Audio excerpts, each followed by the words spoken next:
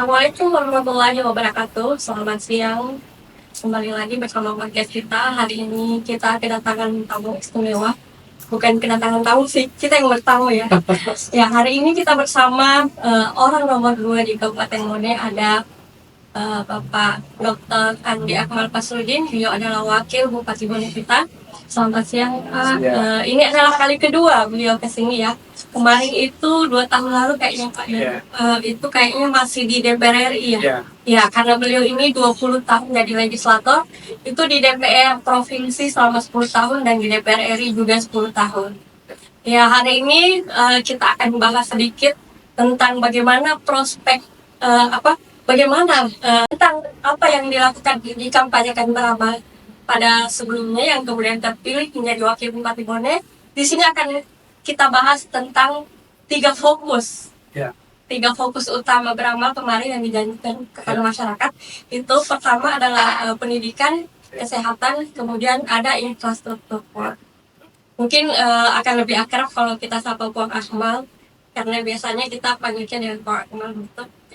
Mungkin pertama Bang, selama ini kami kan sudah mengikuti jejak Beramal sejak kampanye sampai sekarang terpilih. Mungkin masyarakat ingin tahu sudah sejauh mana sih perkembangan sekarang pemerintahan sekarang ini. Seperti yang dijanjikan kemarin ada tentang seragam gratis, kemudian ada kesehatan gratis, dan kemudian infrastruktur jalan. Mungkin masyarakat ingin tahu sudah sejauh mana ini. Walaupun masih terlalu dini ya, baru 100 hari. Mungkin bisa sedikit disampaikan kepada masyarakat. Terima kasih ya. Jadi alhamdulillah kemarin 100 hari kerja dari Beramal sejak dilantik tanggal 20 Februari, dan memang pertama kali masuk itu kita memang menerima banyak masalah ya. Artinya masalah-masalah yang sangat banyak di Bone ini, terutama kalau saya lihat itu masalah pengelolaan keuangan yang dikatakan bahwa kita ada defisit kurang lebih 200 miliar ya. Kemudian juga banyak hutang-hutang yang belum terbayarkan, ya kan? Oleh karena itu di awal Pak Bupati dan kami sepakat bahwa kita fokus tetap selesai kerja target kemarin kampanye, tapi ada yang sudah besar kita syukuri di awal. Pertama adalah masalah SDM daripada aparat kita. Ini harus ada perubahan mindset ya, perubahan cara kerja, cara pandang, dan juga adaptif. Harus meninggalkan zona nyaman. Zona nyaman yang kita selama ini terkesan bahwa ASN di Bone ini sangat santai gitu ya, tidak disiplin, banyak dukungan masyarakat terhadap pelayanan, ya kan? Ini Pak Bupati dan itu yang menggunakan anggaran gitu ya dengan ketegasan, dan kita berikan contoh bahwa pegawai ASN di Bone harus disiplin, termasuk jam kerjanya tidak boleh banyak yang hari kerja banyak peliharaan di luar, masih dulu kopi ya, dan juga pelayanan masyarakat yang lambat dan menyusahkan masyarakat, artinya menjadi keluhan masyarakat pada umumnya ya. Itu sudah dilakukan di awal. Kemudian kedua memang kebersihan ini kan tampak di mata gitu ya, dan tidak memerlukan anggaran yang besar. Jadi diperlukan memang kerjasama, kebersamaan, dan contoh. Alhamdulillah 3 bulan bisa dilihat hasilnya kan, walaupun masih ada masalah-masalah, tapi jauh lebih bersih dibandingkan sebelumnya. Yang ketiga adalah mengenai masalah perilaku tadi, bagaimana APBD kita ini sehat. Kita normalkan dulu APBD kita. Karena APBD ini kan tools bagi pemerintah untuk melakukan pembangunan, menjalankan misi-misi daripada pemerintahan terpilih Beramal ya, sama Andi Asman dan Akmal. Akhirnya kami sambil perbaikan yang saya katakan jauh tadi ini, kami lakukan APBD yang mendalam, kajian APBD mendalam, dan kita sepakat untuk dengan parsial. Kenapa? Karena saya katakan dulu bahwa defisit besar, kemudian juga pendapatan dari daerah yang tidak memadai, dan banyak hutang kita sana sini. Ini harus disehatkan dulu, minimal kita kita perbaiki gitu ya. Kemudian juga kita melihat bahwa adanya Impres nomor 1 tahun 2005 ya, bahwa anggaran daerah dipotong 135 miliar untuk Bone. Ini pasti berdampak bagi realisasi daripada janji-janji politik kami. Di mana salah satunya adalah pembangunan infrastruktur ya. Di Bone ini kalau kita lihat APBD 2025 kemarin di pokok, perbaikan jalan hanya 6 miliar. Sementara jalan pusat kita di Bone kurang lebih 1000 km. Ini kan, dan kita ingin bahwa APBD kita ini betul-betul sebagian besar harus untuk rakyat masyarakat, bukan hanya untuk overhead, bukan hanya untuk belanja pegawai, belanja penunjang pemerintahan. Ya, sangat sulit kita lihat output dan outcome-nya, ya kan? Nah ini kan menjadi yang kita dapatkan di lapangan bahwa di Bone ini 10 tahun pembangunan infrastruktur kurang maksimal. Ya, oleh karena itu kami bedah APBD sama dengan TPD Kabupaten dan kami semuanya, alhamdulillah kami mendapatkan penghematan atau refocusing ya, karena ini kan sebenarnya memindahkan posnya saja sebenarnya ya, bukan memindahkan posnya, geser. Kita dapatkan 135 miliar. Artinya selama ini belanja itu yang mau apa aja, outputnya hanya perjalanan, makan minum, bahkan mobil kami pun, saya sendiri punya mobil, anggaran mobil 1,5 miliar itu apa, kita hapuskan untuk perjalanan, karena tentu tidak enak, tidak elok lah ya, tidak sampai hati kita menggunakan mobil mewah sementara dalam banyak rusak anggaran kita yang sangat terbatas. Ditambah lagi memang ada dari Kemendagri, dari keuangan itu memotong anggaran perjalanan dinas dan makan minum. Nah, seperti itulah gambarannya kami lakukan di awal, sambil terus kita siapkan juga tentunya bagaimana program 100 hari kerja yang kami sudah janjikan tadi kan, yang perintah tadi ada di sektor pendidikan, ada di sektor pelayanan publik, ya, ada juga di pertanian, ada juga di kesehatan. Nah tadi pertanyaannya, yang setelah kami sudah lakukan, bahkan kemarin alhamdulillah kita bersyukur bahwa di tengah APBD kita yang 2004 ini dan sekarang ini pendarahan ya, banyak masalah, alhamdulillah kita bisa yakinkan ke kita bahwa kita bisa perbaiki, dan kami ini pemerintahan baru punya komitmen untuk tidak lagi melakukan kesalahan yang sama. Dan kita perbaiki semuanya sehingga alhamdulillah kita mendapatkan WTP, wajah tak pengecualian dari BPK ke laporan keuangan kita. Dan kedepannya kita sudah komitmen bahwa kita harus perbaiki dari laporan keuangan. Dari keuangan kita ini tidak boleh bermasalah, tidak boleh hal-hal yang tidak sesuai dengan aturan kita, karena itu membebani kita. Nah itu ada. Untuk masalah tadi pendidikan, Bupati alhamdulillah 2 minggu lalu, yang lalu sudah untuk diberikan pakaian seragam untuk anak SD dan SMP untuk kelas 1 dan kelas 7. Ya kan, memang itu kan janji program, janji kami setelah kerja. Alhamdulillah itu sudah proses sekarang dan sudah diberikan. Dan minggu juga kita memang 5 titik kita untuk pelayanan KTP dan juga pelayanan pembuatan KK. Selama ini kan saya mendapat informasi bahwa Capil ini kadang-kala tintanya habis, kertasnya habis. Saya bilang ini tidak boleh lagi terjadi. Kita selenggarakan di atas kebutuhan. Sehingga tidak boleh ada masyarakat kita yang datang ke Bone ini menginap gara-gara kertasnya habis, tintanya habis. Nah, kita dengan 5 titik ini perlahan mendekatkan pelayanan. Jadi kan kemarin kan di Kahu, di Mare, di Kota, di Doboco ya, ada 5 titik, satunya di Bingung, masalah 5 titik. Ini admin juga, ini sudah berjalan juga, artinya sudah proses ya. Yang ketiga adalah mengenai masalah infrastruktur tadi datakannya. Alhamdulillah dari 135 tadi kita dorong pembangunan perbaikan jalan, pembangunan jalan, peningkatan jalan itu 80 miliar. Ini yang betul-betul masuk di APBD yang setelah kita tadi pergeseran gitu kan, di luar dari program dari provinsi. Ya, mereka juga punya program perbaikan jalan provinsi ada di Bone cukup besar juga jumlahnya ya. Termasuk juga dari APBN kita jalan nasional. Termasuk juga bantuan keuangan. Ya, alhamdulillah bantuan keuangan ini Pak Gubernur berikan atensi bahwa di kota saja ini insya Allah ada 10 miliar. Karena 3,5 miliar kemarin nggak cukup. Jadi 10 miliar itu seluruh kota diperbaiki. Kemudian juga di kecamatan, dan jalan-jalan yang punya beban besar ini ya. Jadi total kerugian kerja yang bisa diperbaiki. ya kan kita berharap harapan kita itu minimal 100 kilo, karena jalan rusak itu 1000 kilo, ya kan? Artinya harapan kita ini ada 1000 kilo. Jembatan ini yang sudah dapat ACC dari pusat Kementerian PUPR ini, jembatan di DS2 ya, di Pasar Kamaret, kemudian di Gajalase dengan Kalima ya, itu nilainya kurang lebih 60 miliar. Ada 35 miliar ini dari pusat loh, ya. Nah jadi kita berharap nanti dapat tanggal 80 dari kabupaten, provinsi dapat juga berapa, pusat juga kita berharap ada juga interest jalan daerah. Ya kalau dulu tahun lalu itu 100 miliar. Nah seperti ini kami lakukan sebenarnya dengan banyak pertemuan di kementerian, kita lobby ke pusat, provinsi, ini bisa menambal kita punya kekurangan anggaran kita di tahun ini. Dan berharap dari APBD kita sangat bagus. Nah itu dari sisi infrastruktur. Jadi soalnya kami tetap fokus bagaimana infrastruktur ini yang menjadi kebutuhan dan memang menjadi harapannya masyarakat.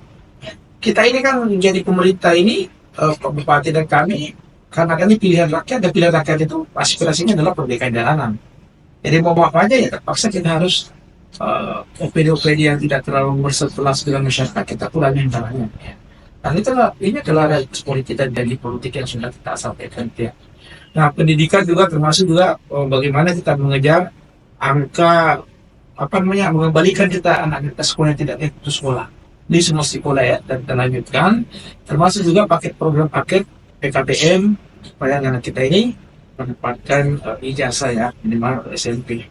Jadi saya kira ini untuk pendidikan yang kita lakukan. Kesehatan, alhamdulillah kesehatan sebenarnya ini memang ada masalah itu karena UHC istimewa itu kan kalau lancar pembayarannya ya ada kan 40% kabupaten provinsi. Nah 2024 kemarin mulai dari bulan 10 masalah itu sudah tidak dibayar, tahun lalu bahkan tidak dibayar dari menjadi sharingnya provinsi.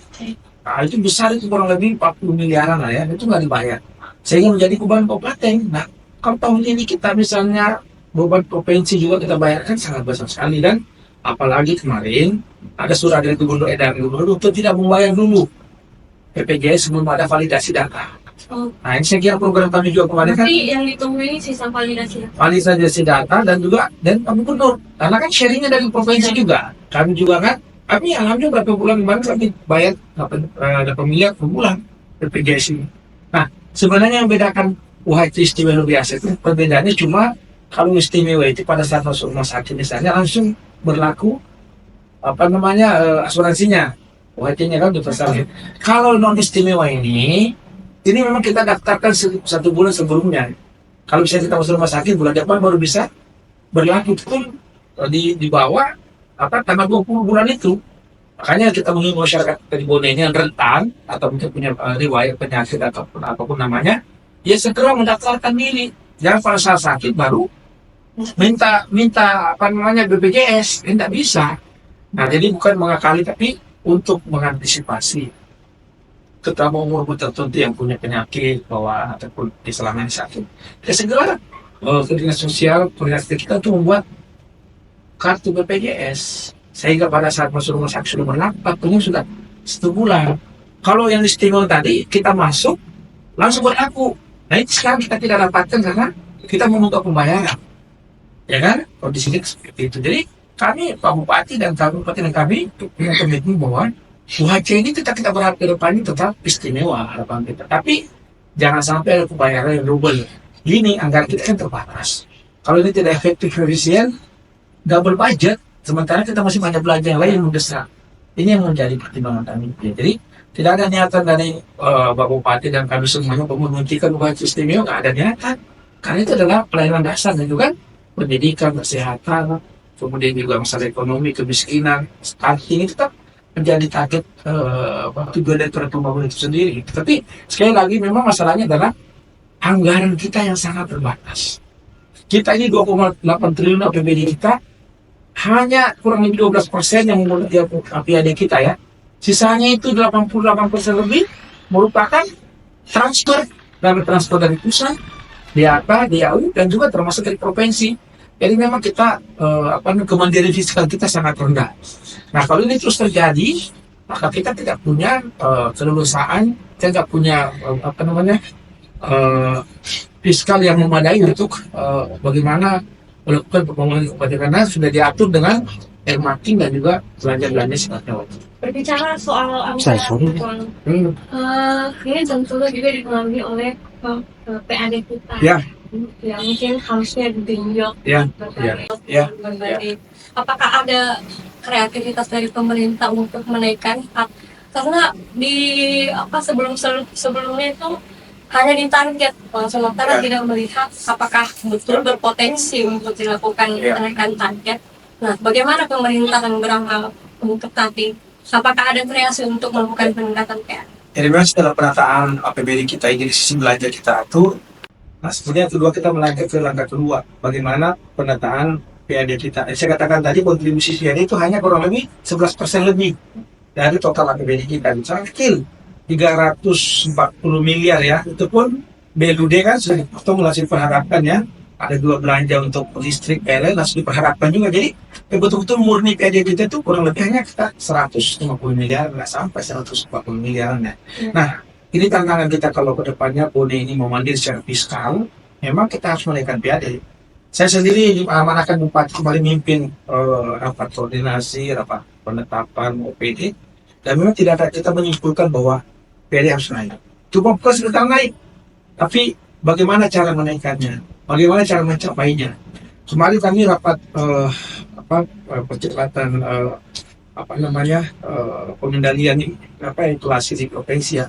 Termasuk di Sulsel ini, Kabupaten Sidrap ini yang paling bagus peningkatan PAD-nya. Ternyata Kiat salah satu negara penggunaan digitalisasi penerimaan. Jadi orang bayar pajak, retribusi semuanya digital. Tidak ada lagi menggunakan uang cash. Salah satunya ya. Ini tentunya untuk pengawasannya. Dan tentu juga kita harus menggali potensi-potensi PAD yang sudah ada nomenklaturnya. Jadi saya tegaskan kembali bahwa kenaikan PAD yang kita rencanakan di perubahan ini bukan menambah jenis pajak baru, tidak, tapi intensifikasi gitu ya, jenis pajak yang selama ini kita anggap bahwa pajak ini ya tidak maksimal kita gali potensinya gitu ya.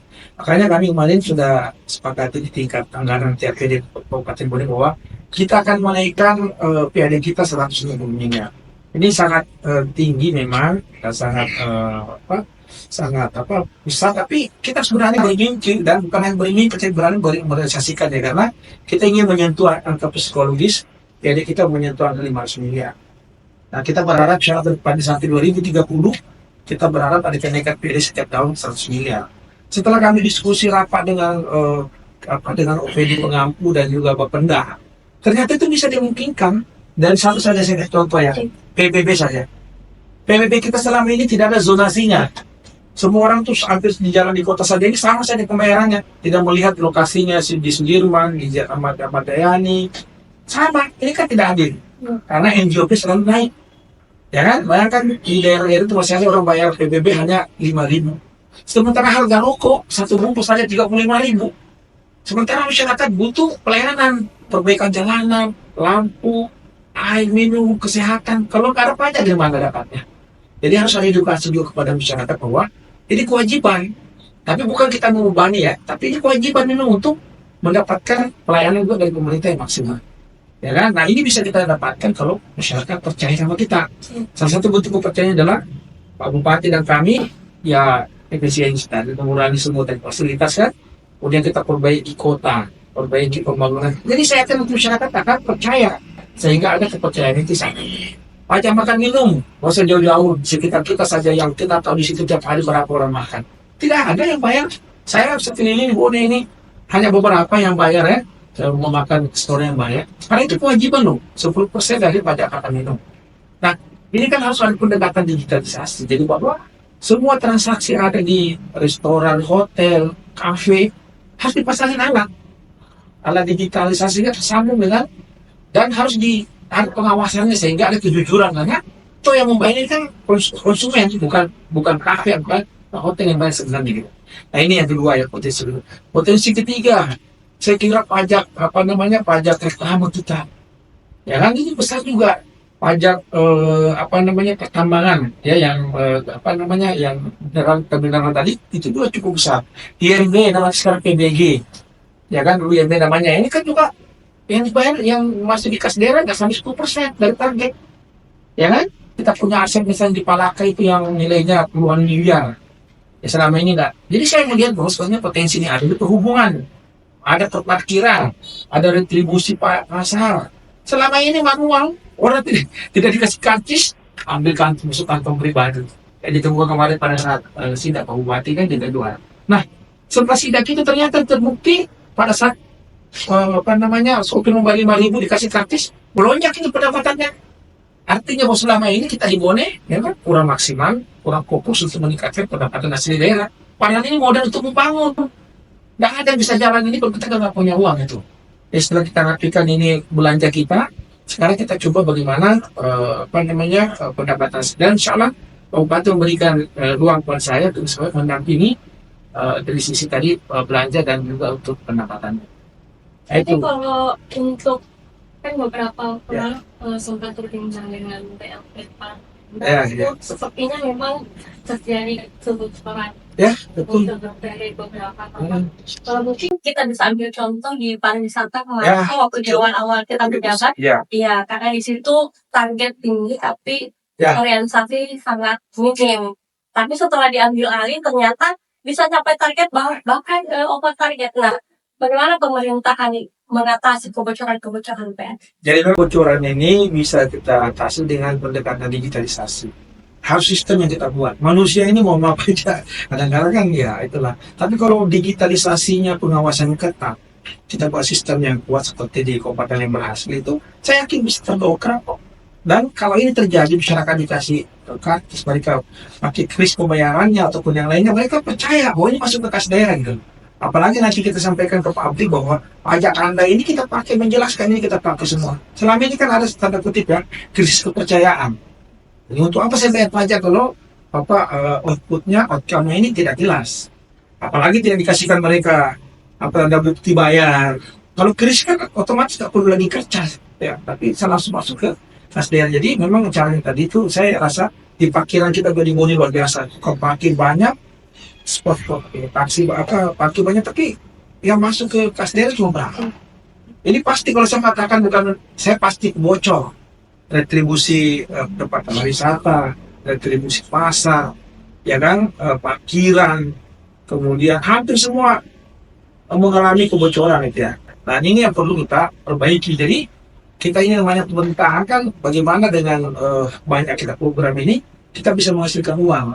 Termasuk juga memang kita berharap bahwa adanya investasi besar dari Jakarta dan Makassar ke sini, ini bisa memacu pertumbuhan ekonomi kita, sehingga restoran kita hidup, warung kita hidup, hotel hidup, semuanya ada multiplier efek yang terjadi.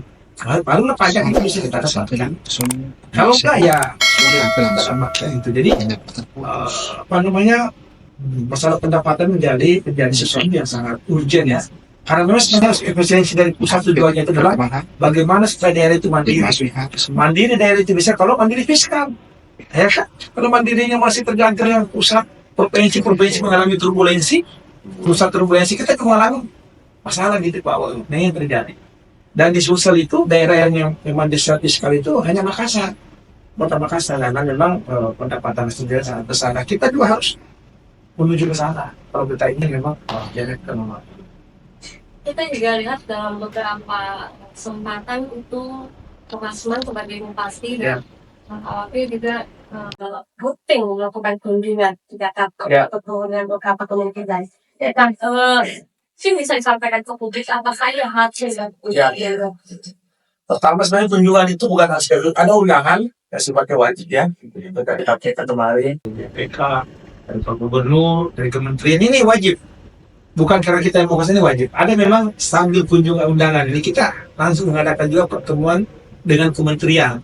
Jadi sekali perjalanan tapi banyak bisa kita Bupati dan kami itu 1-3 kali bisa 4 kali 5 kali pertemuan. Karena kita mau efisien ya.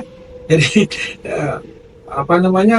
selama ini yang sudah kita dapatkan Kementerian Luar Negeri termasuk bahwa ini yang paling cepat dapat persetujuan untuk mutasi gitu ya, mutasi dan juga persetujuan untuk adakan penggantian ya.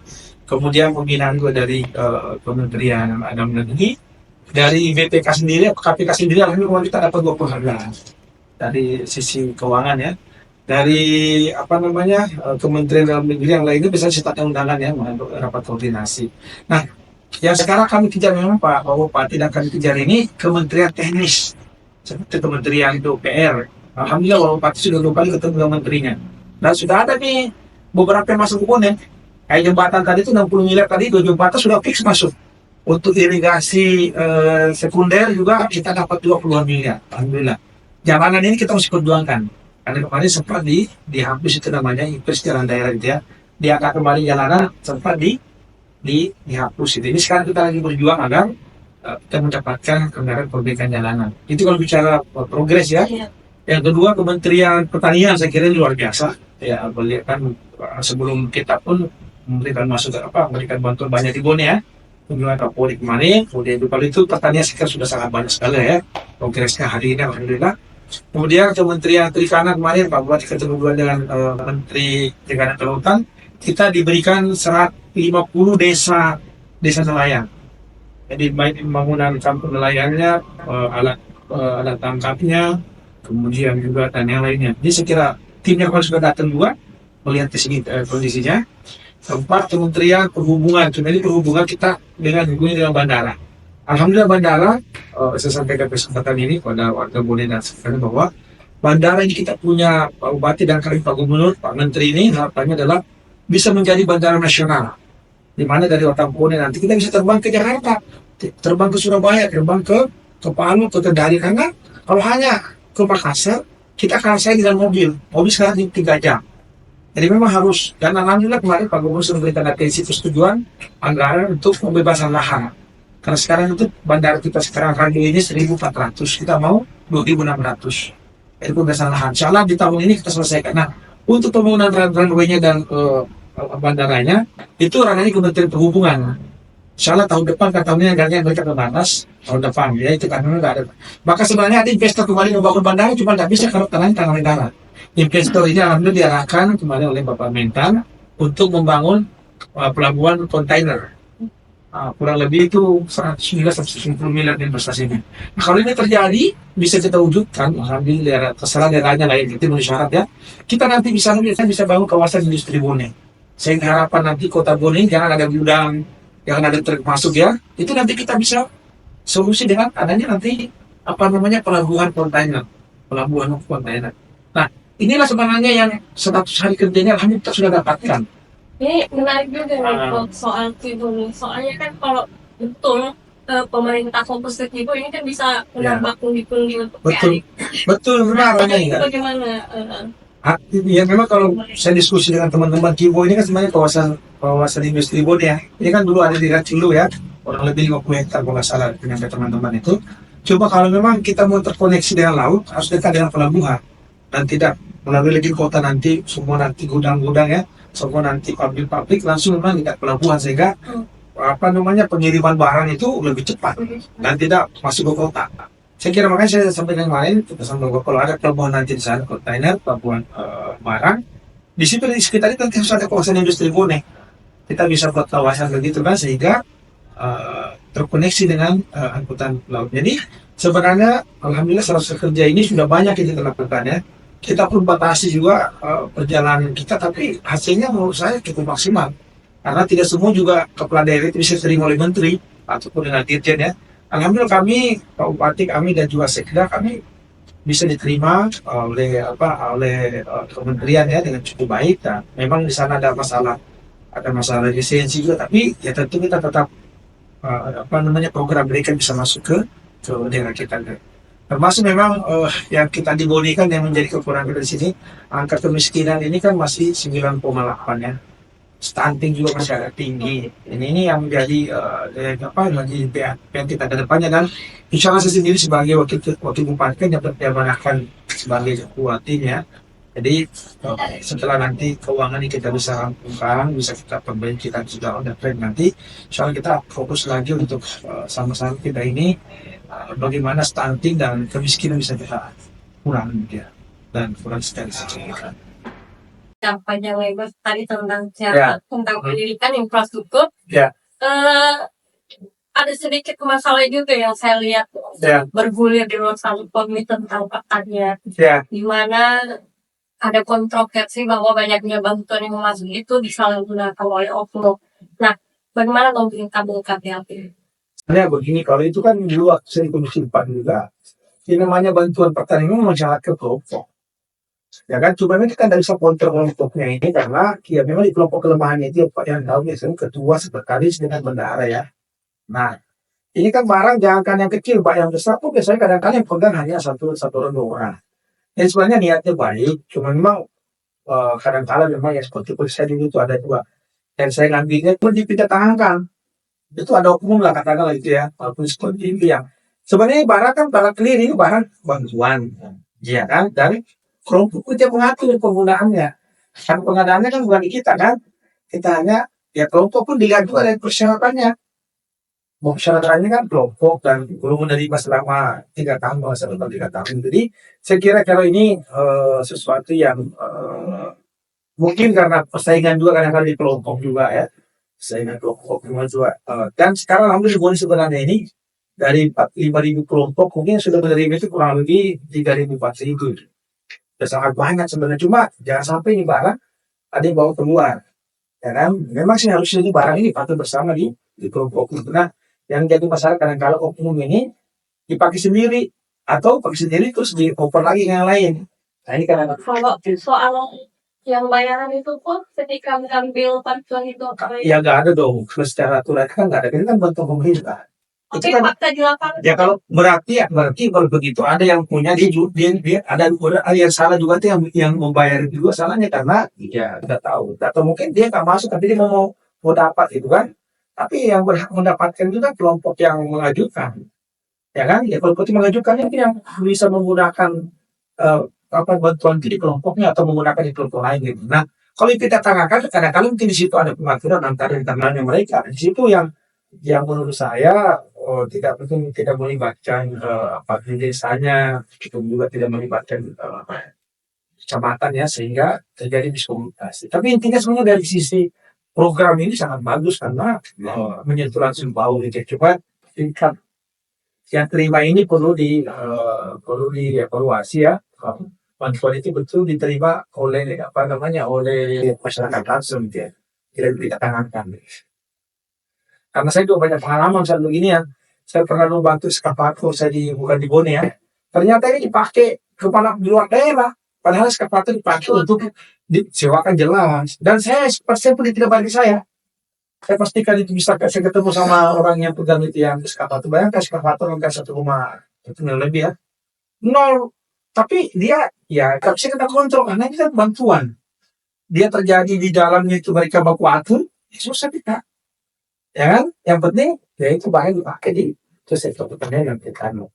Jadi kalau saya sih namanya kasuistik gitu ya. Jadi kita tentu berharap bahwa pemerintah pusat ini pertanian memberikan kita banyak bantuan untuk meringankan beban daripada masyarakat. Sekarang sebenarnya juga membuat itu tidak banyak masalah dengan sistem brigade. Nah, brigade sebenarnya itu juga bagus karena sudah pengelolanya siapa. Cuma kan tergantung lagi. Siapa tahu barang ini mau dipakai di tempat lain, atau di tempat lain. Mungkin di sini terjadi biasanya ya mineralnya di dia mungkin ada yang bayar ke yang punya barang gitu. Jadi kalau seperti ini saya kira dari dulu sudah isu seperti ini sudah yang dilihat. Yang jelas bahwa ini kan program bantuan dari pusat tidak ada kewajiban untuk bayar, tapi kelompok yang memenuhi syarat gitu ya. ya permainan oknum. Ya maksudnya oknum yang karena ada juga mungkin antara supply sama demand. Ya, ada orang yang pengen mungkin menggunakan itu, tapi dia nggak punya kelompok bisa jadi. Ada juga mungkin dia sudah punya barang, ya saya nggak pakai. Tapi secara pengadaan bukan di kita gitu. Pengadaannya kan semua di kementerian. Nah, kita di sini hanya bertugas membagikan ke kelompok-kelompok yang masyarakat karena kelompok itu juga disurvei oleh secara administrasi dan secara kelembagaan oleh dinas pertanian. Mungkin yang terakhir full kalau program yang FBG itu gimana? Kalau di pemerintah sendiri? Kalau PMBG itu kan makan bersih gratis itu program dari Badan Gizi Nasional. Sebenarnya itu kan memang kita di sini pemerintah daerah sifatnya membantu. Karena kan harus pakai yayasan. Satu yayasan itu maksimal dapur SPPG-nya kan. Yang menilai nanti itu kelayakan dapurnya itu adalah Badan Gizi Nasional. Kita pun di sini misalnya kalau ada gedung kita ada tanah daerah, kemarin ada daerah negeri Menteri Negeri, kita bisa gunakan itu untuk bangun dapur. Cuma modal dapurnya, semua perlengkapannya itu kan kurang lebih 1,5 miliar itu yayasan. Jadi ya tentu kita serahkan ke masyarakat sendiri yang punya kemampuan, punya minat, punya hobi juga untuk seperti itu. Artinya ada kita tarikan, ya kita bisa fasilitasi karena itu memang nggak di pusat. Tapi kita dorong di Bone ini kalau hitungan kami itu dibutuhkan 50 dapur SPPG. Ya, jadi pelayanan dapur ya karena satu dapur minimal 3.000, apalagi 3.000 ada sekolah. Jadi di Bone ini baru berapa? Belum bayarkan secara pemanen ya. uji Karena coba. ada beberapa dari juga yang menolak MBG.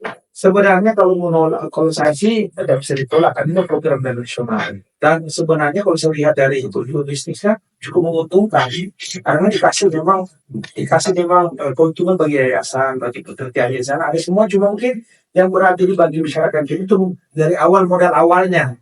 Ada dibutuhkan modal antara bermiliar-miliar untuk membangun, karena standar dapurnya itu nggak sembarangan. Ada standar dapur yang higienis, yang sesuai dengan standarnya dari Badan Gizi Nasional. Tapi tujuannya sebenarnya MBG ini sangat bagus. Bagaimana ada makanan tambahan pada anak kita kan dengan asupan gizi yang cukup, karena satu dapur nanti itu ada 3 orang yang dikerjakan di sana dari Badan Gizi Nasional. Pertama kepala akuntingnya, kedua kepala dapurnya, yang ketiga ahli gizinya. Jadi ini ada 3 yang ditempatkan dari ini untuk mengawasi dapur. Oke, jadi sebenarnya program ini menurut saya bisa menghidupkan juga nanti sebenarnya perputaran ekonomi di kabupaten. Bayangkan misalnya ini satu dapur 3.000 tiap hari. Kebutuhan telur, kebutuhan daging, ikan, beras. Bisa dibayangkan ini hidup lagi kita. Jadi masyarakat harus harus bisa beternak ayam, beternak telur, daging, sayur, beras. Ini butuh pengangkutan. Jadi multiplier efeknya itu luar biasa. 50 di Bone kali berapa satu dapur, kali ini berapa puluh miliar, 9 bisa masuk di Kabupaten Bone. Inilah menurut saya program seperti ini perlu kita dukung, karena kita ingin Bone ini mendapatkan anggaran dari pusat, dengan uang itu bisa berputar di Bone dan bisa juga mendongkrak daripada produksi kita di hulunya. Tadi misalnya tadi kan sayuran, sayur kan butuh ikan, butuh daging ayam, butuh telur. Kalau ini kita ada di Bone, ya kita di luar semua juga butuh. Nah, ini pentingnya kita kemandirian pangan. Ya kan, jadi harus kita dorong pada bahwa ini kemandirian pangan sesuatu yang tidak bisa kita lakukan lagi karena kebutuhan kita. Bawang merah lagi sekarang ada di Edang Alir. Itu bawang merah kita bisa cukup untuk 50 dapur. Nah, itu harus dipikirkan. Makanya nanti kalau ini MPG jalan, secara otomatis nanti pasti akan berpengaruh pada produksi. Apa kebutuhan MBG itu, orang akan menanam, akan beternak lainnya diserap oleh dapur SPPG ini. Nah, gitu. Terakhir pun ada yang ingin disampaikan kepada masyarakat di luar sana, atau mungkin ada kendala dalam pemerintahan selama hari ini. Ya tentu, alhamdulillah pertama kita bersyukur Pak Bupati, kami dan kita semuanya sudah melewati hari kerja ya, ini masih awal ya. Dan kita berterima kasih alhamdulillah respon, dukungan, saran, kritik dari semua kita terima sebagai saran untuk kebaikan. Ya, dan kita siap berdialog, diskusi, kita siap juga untuk sama-sama kita turun. Kemudian karena ini Bone milik kita bersama, kita hanya diberikan amanah 5/5 tahun, ya kan? Nah tentu kita semuanya kami punya visi membangun Bone yang mandiri, berkarya, berkelanjutan. Kemandirian itu ya kemandirian fiskal kita, kemandirian pangan kita, kemandirian ekonomi kita gitu ya. Nah ini yang menjadi tantangan kita ke depannya, dan ini bisa kita wujudkan bila ada sinergitas dan kolaborasi di antara semua pihak. Kami juga berterima kasih kepada aparat kita, pimpinan OPD, ASN dan semuanya yang selama selesai kerja ini sudah ada perubahan kedisiplinan ya, kemudian juga cara kerja aktif. Tapi kita ingin memacu lagi ke depannya. Bagaimana supaya semua OPD kita pimpinannya ini harus berubah mindsetnya, adaptif dengan kembalian dan harus lebih cepat. Ya, kita tidak ingin ada pelayanan masyarakat, ada masalah masyarakat yang tidak bisa diselesaikan karena ketidakcepatan kita. Ya, tidak kami Pak Bupati dan kami sering sidak sebenarnya memastikan bahwa pelayanan di situ memang berjalan baik dan dicontoh oleh yang daerah lain. Seperti kemarin kami sidak di puskesmas, tidak boleh lagi ada puskesmas yang punya mobil ambulans tidak ada sopirnya. Satu. Yang kedua harus on-call ini sopirnya, tidak boleh dia, karena ada apa-apa bisa digunakan itu ya. Yang ketiga, ya ambulans jangan dipakai untuk ya sifatnya kepentingan pribadi. Yang pertama juga ambulans desa. Ini juga karena sekarang ke depan ini memang kami ingin bagaimana dengan desa. Pemerintahan desa dan kabupaten ini kan ini harus sinergi ke depannya. Sisi perencanaan pembangunannya, sisi koordinasinya, komunikasinya, karena desa ini kan pemerintahan kita yang paling membawa ya, dan sangat menentukan keberhasilan daripada kita di kabupaten. Oleh karena itu, soal nanti kami tentu akan sisi juga ke desa nanti untuk mendengarkan masukan oleh perangkat perkembangan dan tentu kita ingin di Bone ini pembangunan yang sifatnya berkeadilan. Jadi Boto Cani, Telulimpoe, Centrana yang jauh-jauh ini ya sama yang dirasakan di Bone, di Batam Bone. Secara pembangunan ya tentu tidak harus sama tapi perhatiannya gitu. Nah, kemudian juga tentu kita ingin pembangunan berkelanjutan. Berkelanjutan ini jangan sampai demi ekonomi misalnya tambang-tambang kali sekali banyak masalah ya. Ini kita terapkan semuanya akhirnya terjadi longsor, banjir seperti daerah tambang yang lainnya. Kemudian sampah kita ini kita harusnya olah dan ulang ya sehingga betul-betul pembangunan kita praktikkan masalah lingkungannya karena sekali lagi dampak dari pembangunan yang tidak sesuai dengan aturan itu pasti dampak lingkungan yang paling utama ya dan dampak yang lainnya. Jadi sekali lagi mohon doanya dan dukungannya kepada semua warga Bone, semua kita agar beramal Pak Bupati dan kami semua dan kita semua sama-sama di Bone karena Bone ini adalah milik kita bersama. Bone tak, Bone itu, Bone kita semuanya. Nah, seperti itu. Oke, terima kasih banyak Ya. Pak sudah meluangkan waktunya. Itu tadi bincangnya kita dengan Bapak Wakil Bupati Bone, walaupun mungkin tidak bisa menjawab semua pertanyaan-pertanyaan di luar sana, dan mungkin ini masih terlalu dini kalau kita memberikan penilaian tentang kinerja pemerintahan saat ini, karena memang ini baru 100 hari kerja. Semoga kedepannya kita berharap kita saling mendukung bersinergi untuk masyarakat Bone ke depan. Jangan lupa dia bukan solusi karena ada fakta yang harus dikisahkan. Sekian, wassalamualaikum warahmatullahi wabarakatuh. Salam.